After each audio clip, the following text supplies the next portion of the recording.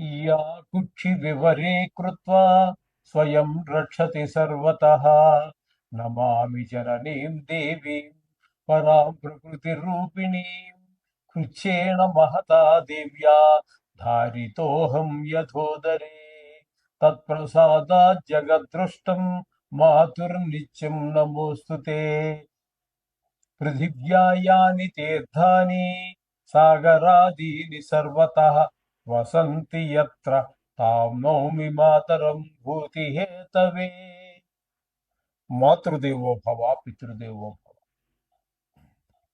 ఇప్పుడు మనము మే నెల 2026 సంవత్సరంలో గోచార ఫలితాలు ఏ విధంగా ఉంటాయో ద్వాదశ రాశుల వారికి తెలుసుకునే ప్రయత్నం చేద్దాము. ఇందులో ముఖ్యంగా మే నెలలో వచ్చేటటువంటి విశేషమైన దినాలు, వాటిని పర్వదినాలు అనుకోండి, లేదా విశేషమైన దినాలు అనుకోవచ్చు. అంటే పర్వదినాలు అంటే కేవలం దేవుడికి సంబంధించినటువంటివి. విశేషమైన దినాలు అన్నట్టయితే అది వేరే సంబంధంగా ఉంటుంది. ఏదో సబ్జెక్ట్లో అంటే దేవుడికి సంబంధం లేనటువంటి విషయాల్లో దాన్ని మనం విశేషమైన దినాలుగా మనం పరిగణిస్తూ ఉంటాము. ఇక్కడ మే నెలలో వచ్చేటటువంటి విశేష దినాలు, పర్వదినాల గురించి ముందుగా తెలుసుకుందాం. ఈ 1వ తారీఖు, మే 1వ తారీఖున దీన్ని మే డే అంటారు. మే నెలలో వచ్చేటటువంటి మొదటి రోజుని మే డే అంటారు. ఇది ప్రపంచవ్యాప్తంగా జరిగేటటువంటి ఒక పండగ. ప్రపంచవ్యాప్తంగా మొత్తము అన్ని గవర్నమెంట్ల్లోనూ కూడా, అన్ని ప్రభుత్వాలు కూడా ఆ రోజున సెలవును ప్రకటిస్తాయి. కారణం ఏంటంటే అది కార్మికులు దినోత్సవము. కార్మికులంతా ప్రపంచంలో ఉండేటటువంటి కార్మికుల ద్వారానే నడిచేది. నాయకత్వాల వల్ల నడిచేది చాలా తక్కువ. కార్మికులతోటే ఈ ప్రపంచం నడుస్తోంది. నేను లక్షాధికారిని, నాకు 4 కార్లు ఉన్నాయంటే నీ వల్ల ఏమీ కాదు.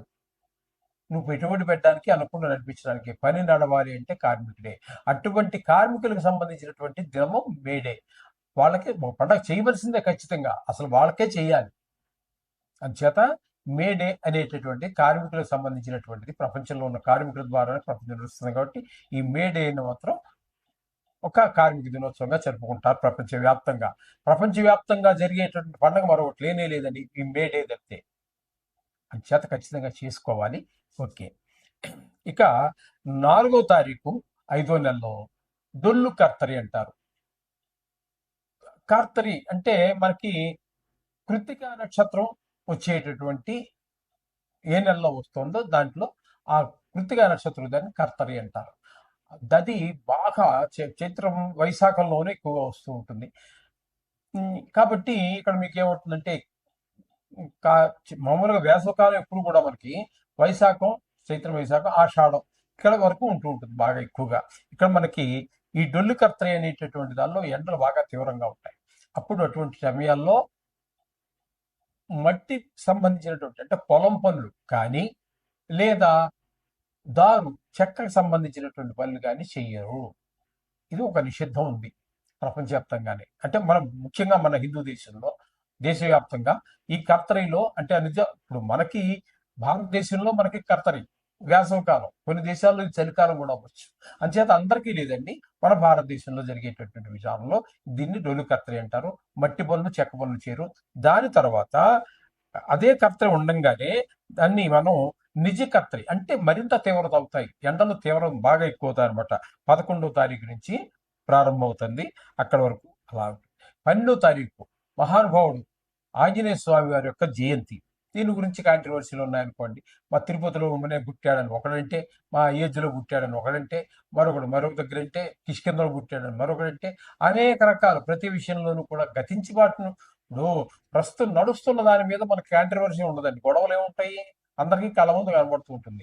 జరిగిపోయిన దాని మీద నలుగురు 4 అభిప్రాయాలు. అక్కడికి వాడు వెళ్ళి చూసింది లేదు, వీడు వెళ్ళి చూసింది లేదు, నేను చూసింది, ఎవరు చూసింది లేదు. కాబట్టి నలుగురు దగ్గర 4 అభిప్రాయ భేదాలు వస్తూ ఉంటాయి. అంత మాత్రం చేత మనం దేవుని తక్కువ చేయవలసిన పని లేదు. ఒకవేళ ఆ ప్రాంతంలో వాళ్ళు దాన్ని నవ్వితే ఆ ప్రాంతంలో ఆ రోజున వాళ్ళు చేసుకోండి ఆ పండుగను. ఈ ప్రాంతం వాళ్ళు ఈ రోజు చేసుకుంటారు. ఈ విధంగా ఉంటుంది. ఇకపోతే 14వ తారీఖున ఇంచుమించుగా 14-15 తారీఖుల్లోనే ఇప్పుడు కూడా రవి సంక్రమణం జరుగుతూ ఉంటుంది. ఒక రాశి నుంచి మరొక రాశిలోకి జరుగుతూ ఉంటుంది. ఈ విధంగా 14వ తారీఖున మనకి వృషభ రాశిలో ప్రవేశిస్తూ ఉన్నారు సూర్య భగవానుడు. ఇక ప్రతి నెలలోనూ కూడా వచ్చేటటువంటి మాస శివరాత్రి. ఆ మాస శివరాత్రి 18వ తారీఖు చాలా పరమ పుణ్యమైనటువంటి, పవిత్రమైనటువంటిది. ఆ రోజున కనుక అభిషేకం చేసుకున్నట్టయితే ఈశ్వరుడికి చాలా విశేషమైన ఫలితం లభిస్తుందని పెద్దలు చెప్పారు. అలాగే 25వ తారీఖు కృత్తికా నక్షత్రం వెళ్ళిపోయిన తర్వాత వచ్చేటటువంటి నక్షత్రం రోహిణి నక్షత్రం. ఈ రోహిణి నక్షత్రం కృత్తిక కంటే కూడా భయంకరమైనటువంటి ఎండలు ఉంటాయి. రోహిణి కాతులో రోడ్లు, అంటే రోలు అంటే తెలుసు కదంటే రాతితో చేస్తారు. అటువంటి రాళ్ళతో చేసినటువంటి రోడ్లు కూడా పగిలిపోతాయి అని అంటే అంత తీవ్రంగా ఉంటుందని చెప్పడం కోసం రోహిణి కాతులో రోడ్లు కూడా పగిలిపోతాయని ఒక పెద్ద ఒక సామెతగా ఉంది. రోడ్లే పగిలిపోతే మనం ఉంటామండి, జత భరించడం చాలా కష్టము అనే ఉద్దేశంలో ఆ మాట అన్నారు. అది ఇకపోతే 17వ తారీఖు నుంచి ఈ నెలలో వచ్చే విశేషం ఏంటంటే, ఈ మే నెలలో అధిక జ్యేష్ఠ మాసం వస్తుంది. 4 సంవత్సరాలకు ఒకసారి మనకి తెలుగు అదే మొత్తం భారతదేశంలో అధిక మాసం ఒకటి వస్తూ ఉంటుంది. వచ్చేటటువంటి కొద్దిపాటి చిన్ని బిట్లన్నీ మిగిలిపోయినవన్నింటినీ కలిపి వీటిని లెక్క సరిచేయడం కోసం అని చెప్పేసి 4 సంవత్సరాలకు ఒకసారి మనకి అధిక మాసంలో ఒకటి వస్తూ ఉంటుంది. అధిక మాసంతో లెక్కంతా కరెక్ట్గా సరిపోవాలి. ఇంకా ఏ ఇంగ్లీష్ క్యాలెండర్ కాదు, మరి ఏ క్యాలెండర్ తీసుకోండి ప్రపంచంలో, ఇలాంటిగా విశేషంగా ఒక అధిక మాసం వచ్చి మొత్తం 365 రోజుల్ని సరిపెట్టేటటువంటి పద్ధతి వేరే ఏ మతంలో కానీ, ఏ మతం యొక్క పంచాంగాల్లో కానీ లేదు. ఇది హిందువుల యొక్క గొప్పతనం, ఇది మన హిందూ క్యాలెండర్ యొక్క గొప్పతనం. కాబట్టి అధిక మాసంలో వచ్చేటటువంటి విశేషం ఏంటంటే లెక్క సరిపోతుంది, కానీ అప్పుడు కొంత గ్రహాల యొక్క శక్తి తగ్గిన కారణంగా శుభ కార్యాలు ఏవి నిర్వర్తించరు. అంటే గృహ ప్రవేశాలు కానీ, గృహ శంకుస్థాపనలు కానీ, గుడి ప్రతిష్ట కానీ, పెళ్లిళ్ళు కానీ, వివాహాదులు కానీ ఇట్లాంటివి ఏవి జరగవు. అది గమనించుకోండి. ఇవి ఈ నెలలో వచ్చేటటువంటి విశేషమైనటువంటి పర్వదినాలు అనండి, లేదా విశేషమైన దినాలు. ఓకే, సో మిథున రాశి వారికి మే నెల 2026 సంవత్సరంలో గోచార ఫలితాలు ఏ విధంగా ఉంటాయో సశాస్త్రీయమైన పద్ధతిలో మనం తెలుసుకునేటట్టు ప్రయత్నం చేద్దాం. ఇక్కడ మిథున రాశి వారికి చెప్పుకోవాలి అన్నట్లయితే జన్మంలోనే గురువు యొక్క సంచారం జరుగుతోందండి. ఈ జన్మంలో గురువు యొక్క సంచారము శుభ ఫలితములను ఇవ్వజాలదు. అక్కడ మీకు ఏమవుతుంది అన్నట్టయితే చెడు అలవాట్ల వైపు, చెడు ప్రవర్తన వైపు ఎక్కువగా ఆకర్షింపబడుతూ ఉంటాము. ఈ విధమైన ఫలితాలన్నీ కూడా మిథునంలో గురువు యొక్క సంచారం వల్ల జరుగుతుంది జన్మంలో. ఇకపోతే శుక్రుని యొక్క సంచారం తీసుకోవాలంటే శుక్రుని యొక్క సంచారం వ్యయస్థానం నుంచి ప్రారంభమవుతుంది, అంటే వృషభం నుంచి ప్రారంభమవుతుంది. వ్యయస్థానమైన వృషభంలో 14వ తారీఖు వరకు ఉంటారు. తదుపరి నెలంతా కూడా ఈయన జన్మంలోకి వస్తున్నారు. ఇక్కడ శుక్రుడు 12వ స్థానంలోనూ జన్మంలోనూ కూడా గోచార రీత్యా యోగించేటటువంటి ఏకైక గ్రహం. మన జ్యోతిష మిత్రులు కూడా ఉపయోగపడుతుందని అనుకుంటున్నాను. ఖచ్చితంగా ఏ స్థానంలోనూ జన్మస్థానంలోనూ గోచార రీత్యా యోగించేటటువంటి ఏకైక గ్రహం శుక్రుడే. కాబట్టి శుక్రుడు పూర్తిగా శుభుడే. ఈ రాశి వారికి మిథున రాశి వారికి పూర్తి శుభ ఫలితాలన్నీ కూడా శుక్రుడు ఇవ్వబోతూ ఉన్నారు. కాబట్టి ఇది గుర్తుంచుకోండి. కాబట్టి ఇక్కడ మీకు ఈ శుక్రుడు ఎక్కడైతే ఉన్నాడో వీళ్ళందరూ కూడా ఎప్పుడు ఎవర్ గ్రీన్ లా ఉండటము, ఒక స్టేటస్ మెయింటైన్ చేయటము, ఇవన్నీ శుక్రుడు యొక్క లక్షణాలు. కళ్ళకు కూడా అధిపతి కాబట్టి ఏదైనా దానిలో వాళ్ళకి పెద్ద ఫేమస్ కాకపోవచ్చేమో కానీ డ్రాయింగ్లో కానీ, అంటే చిత్రలేఖనంలో కానీ, పాటలో కానీ, మాటలో కానీ ఏదో ఒక కళ వాళ్ళు దాగి ఉంటుంది, నిక్షిప్తంగా ఖచ్చితంగా ఉంటుంది. అది బయట కొంతమంది చెప్పగలుగుతారు. అటువంటి వారు ఈ మిథున రాశి వారికి చెప్పాలి అన్నట్టయితే ఈ శుక్రుడికి 2 స్థానాల్లోనే బాగున్నారు కాబట్టి ఈయనకి టీవీ రంగంలో ఉన్న వారికి, సినీ రంగంలో ఉన్నటువంటి వారికి, మిగతా అనేక రకాలు లలిత కళలకు సంబంధించి ఎందులో ఉన్నా సరే వాళ్ళకి ఉపయోగకరమైనటువంటి కాలంగా మనం చెప్పుకోవచ్చు. ఈ విధంగా శుక్రుడి గురించి మనం చెప్పుకోవాలి. ఇక గురువు మనం చెప్పుకున్నాం కదండి, గురువు పోతే ఉపయోగం లేదు మనకి జన్మలో. కాబట్టి ఇక తృతీయంలో కేతువు అద్భుతమైనటువంటి మంచి ఫలితాన్ని ఇస్తారండి. అందరి యొక్క సహాయ సహకారం, మీరు ఏ పనైనా ప్రారంభించారు, లేదు ఇదివరకు ప్రారంభించకుండా సరే, ప్రారంభించిన పని అయినా సరే మీ కుటుంబ సభ్యులు సహకరిస్తారు, బయట వారు సహకరిస్తారు. కొన్ని సందర్భాలలో వారి యొక్క ముక్కు మొహం మనకు తెలియదు, అయినా సరే మనకు సహకరిస్తారు. ఎంతో మరి అంటూ ఉంటారుగా, ఒక్కొక్క మొహం చూస్తే పెట్టబుద్ధి, ఒక మొహం చూస్తే తిట్టబుద్ధి అని. మరి ఆ కేతు యొక్క ప్రభావం తృతీయంలో ఉన్న కారణంగానో ఏమో కానీ మనకు అంతకుముందు వాడు చాలాసార్లు ఎదురుపడ్డాడు, మనం హెల్ప్ అడిగాము, ఆయన ఇవ్వలేదు, కానీ ఈసారి ఇచ్చాడు, మనం అడగకపోయినా కూడా వచ్చి మనకు హెల్ప్ చేస్తున్నాడు. అంటే ఏంటి? ఆ కేతు ప్రభావం. అది మన మొహం ప్రభావం కాదండి. అలా మీరు కంగారు పడక్కర్లేదు. మీరు మన మొహం మనకు తెలుసు, పుట్టిన దగ్గర నుంచి దానిలో మార్పులు చేర్పులు పెద్దగా ఏమి ఉండవు. అంచేత కేతు యొక్క ప్రభావం ఏ గ్రహమైనా సరే, కేతు అనే కాదండి, మనకి తృతీయ స్థానంలో ఉన్నప్పుడు మనకు యోగించేటట్టయితే తప్పకుండా సుఫలితాలు ఇస్తాయి. ఇక్కడ కేతు ఉన్నాడు కాబట్టి కేతు మనకి అనుకూలమైన ఫలితాలు ఇస్తూ ఉన్నాడు. ఉం? కాబట్టి ఇకపోతే 9వ స్థానంలో రాహుగ్రహ సంచారం. రాహుగ్రహ సంచారం మంచిది కాదు.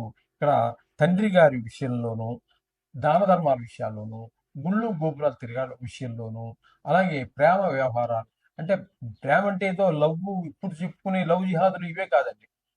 ఇవే కాదు, మనకి ఇంకా చాలా ఉన్నాయి. కన్న తల్లి మీద మనకు ప్రేమ ఉంటుంది, తండ్రి మీద ప్రేమ ఉంటుంది, వారికి మన మీద ప్రేమ ఉంటుంది, మన పిల్లల మీద ఉంటుంది, మనవల మీద ఉంటుంది, మన కొంచెం దూర బంధువుల మీద, అనేక రకాల మిత్రుల మీద, అందరికీ ప్రేమ అనేదానికి ఇప్పటి కాలంలో కేవలం ఒక పెళ్లి కాని అమ్మాయి మీద పెళ్లి కాని అబ్బాయిని చూపించేటటువంటి దాన్ని మాత్రమే ప్రేమగా ఇప్పుడు చిత్రీకరించేశారు ఈ సినిమాలు ఇవన్నీ వచ్చేసి. ఇవి కాదండి, అందరి మీద, తల్లి మీద, తండ్రి మీద, తాతగారి మీద, మామగారి మీద, అందరి మీద ఉంటుంది ప్రేమ. అంటే వాటిలో తేడాలు ఉంటాయి. దానికి ఇంత విస్తృతమైనటువంటి భావజాలం కలిగినటువంటి ప్రేమ తీసుకొచ్చి ఒక పెళ్లిగాని అమ్మాయికి, ఒక పెళ్లిగాని అబ్బాయికి అంటగట్టేశారు. మన సినిమాలో సాధించినటువంటి గొప్ప విజయం ఈ విధంగా నాశనం చేసి పెట్టారు ప్రేమ అనేదాన్ని. అవన్నీ కాదండి. ఈ 5వ స్థానం అనేటటువంటిది మనకి అంత మంచి విషయం కాదు. ఇక్కడ భావాద్భావం 9వ స్థానం అంటే 5వ స్థానానికి 5వ స్థానం మళ్ళీ ఇదవుతోంది. కాబట్టి అటు తండ్రి గారి మీద ప్రత్యేకమైనటువంటి ప్రేమ చూపించవలసినటువంటి సమయము, అలాగే గుళ్ళు గోపురాలు, దేవుడి మీద మన ప్రేమే కదండి, దాన్నే భక్తి అంటున్నాం. మరొక రూపమే దేవుడి మీద మనకు ఉండేటటువంటి ప్రేమ చూసారా, దాన్ని మనం భక్తి అంటున్నాం, అంతే కదా. ఆ విధంగా దేవుడి మీద గుళ్ళకి వెళ్ళటానికి, వాటికి వీటికి కొన్ని ఇబ్బందులు ఈయన రాణించడు కాబట్టి, ఇక్కడ 9వ స్థానంలో అది యోగిచ్చాడు కాబట్టి అక్కడ మనకి గుళ్ళు గోపురాలు తిరగడానికి, దేవుడి మీద మన భక్తిని ప్రకటించుకోవడానికి కూడా అవకాశం ఇవ్వడు. ఇది గుర్తుంచుకోండి. ఇక 10వ స్థానంలో శని భగవానుడు ఒక సంచారం జరుగుతోంది. అలాగే కుజుని యొక్క సంచారం కూడా 10వ స్థానం, 11వ రోజు, అది 10వ స్థానమే కానీ 11 రోజులు మాత్రం అక్కడ సంచారం చేస్తున్నాడు. ఇవి రెండు కూడా మీకు వృత్తిపరమైన ఆటంకాన్ని కలిగించేటటువంటివే. కాబట్టి ఈ శని భగవానుడికి సంబంధించి, ఈ కుజునికి సంబంధించి కూడా మనం నిత్యము పూజ చేసుకునేటటువంటి ఈ ఈ నవగ్రహ జపాన్ని పఠిస్తే సరిపోతుంది. ఈ లోపల ఇందులో ఏదైనా శనికి సంబంధించి విశేషమైన పూజ, అంటే శని త్రయోదశి లాంటిది కానీ ఇలాంటి ఏదైనా వస్తే ఆ శనికి సంబంధించిన పూజ చేసుకోండి, సరిపోతుంది. ఇకపోతే కుజుడు మనకి ఇక్కడ 10వ స్థానంలో 11 రోజులు ఉన్నాడు కదా, తదుపరి 11వ స్థానం నుంచి 10 నుంచి 11లోకి వచ్చి అక్కడ నెల చివరి వరకు ఉన్నాడు. అక్కడ మాత్రం మనకి కుజుడు మంచి ఫలితాన్ని ఇస్తాడు. అంటే ఇంచుమించుగా అక్కడ 11వ తారీఖు వరకు ఉన్నాడంటే 20 రోజుల పాటు మంచి ఫలితాలు ఇస్తున్నారు కుజుడు. అర్థమైంది కదండి. ఇక్కడ ఎలాగే మీరు చెప్పుకోవాలి అన్నట్టయితే ఈ 11వ స్థానంలో కుజుడనే కాదండి, రవి ఒక 14 రోజుల పాటు ఆయన ఉన్నారు. ఆయన కూడా మంచి యోగాన్ని ఇస్తారు. 11వ స్థానంలో ఏ గ్రహం ఉన్నా యోగిస్తుంది. అలాగే బుధుడిని కూడా మనం తీసుకోవాలి. బుధుడిని తీసుకున్నట్టయితే ఆ బుధుడు కూడా 11వ స్థానంలో 13 రోజుల పాటు సంచారం చేస్తున్నారు. ఈ 3 గ్రహాలు కూడా 11వ స్థానంలో ఉన్న అన్ని కూడా మనకి యోగాన్ని ఇచ్చేటటువంటివే. కాబట్టి అక్కడి నుంచి తదుపరి ఈ రవి ఇక్కడ మనకి 12వ స్థానంలో 11 నుంచి 12కి సంక్రమణం జరుగుతోంది. అది ఏ రోజు జరుగుతున్నది అన్నట్టయితే వృషభ సంక్రాంతి అంటారు దాన్ని, 14వ తారీఖున జరుగుతోంది. అక్కడి నుంచి మాత్రం అది 12వ స్థానం కాబట్టి యోగించదు. అలాగే శుక్రుడు తీసుకున్నట్టయితే శుక్రుడు కూడా మనకి అనుకూలమైన ఫలితాలు ఇస్తూ ఉన్నారు. ఇక్కడ కారణం ఎందుకంటే ఆయన వ్యయ స్థానంలో 14వ తారీఖు వరకు, అక్కడి నుంచి నెలాఖరి వరకు, ఈయన 11లోను జన్మలోను కూడా మనకి మంచి శుభప్రదమైన ఫలితాలు ఇస్తారు. మొదట్లోనే మనం చెప్పుకోవడం జరిగింది. ఇకపోతే బుధుడి గురించి కూడా మనం చెప్పేసుకున్నాం కదా. అంచేత అక్కడ 13 రోజుల పాటు మనకి ఏకాదశి స్థానంలో యోగిస్తూ ఉన్నారు. తదుపరి 12లోకి వచ్చిన తర్వాత యోగించటం లేదు. ఈ విధమైన ఫలితాలన్నీ కూడా వీరికి వస్తున్నాయి. కాబట్టి మొత్తంగా మనం మిథున రాశి వారికి చెప్పుకోవాలి అన్నట్టయితే వీరికి శుక్రుడు మంచి అనుకూలులు, అలాగే కేతు పూర్తి అనుకూలులు, కుజుడు 20 రోజుల పాటు అనుకూలులు, అలాగే రవిని కనుక మనం తీసుకున్నట్టయితే 14వ తారీఖు వరకు మనకి మంచి అనుకూలమైనటువంటి ఫలితాలు ఇస్తారు. బుధుడు ఒక 13 రోజులు అనుకూలమైన ఫలితాలు ఇస్తారు. అంటే పూర్తిగా కేతువు శుక్రుడు 2 గ్రహాల యొక్క అనుగ్రహం మనకి ఈ నెలంతా మిథున రాశి వారికి ఉన్నది. తదుపరి 3 గ్రహాలు పాక్షికంగా యోగిస్తూ ఉన్నాయి. అంచేత ఒక రకంగా చెప్పాలి అన్నట్టయితే వీరికి కొంచెం బాగుందని మనం చెప్పుకోవచ్చు. ఏది ఏమైనప్పటికీ కొన్ని గ్రహాల ప్రతికూలత ఉండనే ఉంటుంది. ఖచ్చితంగా నవగ్రహ మంత్రాలు జపించుకోండి. శుభఫలితాలని పొందండి. శుభం భూయాత్.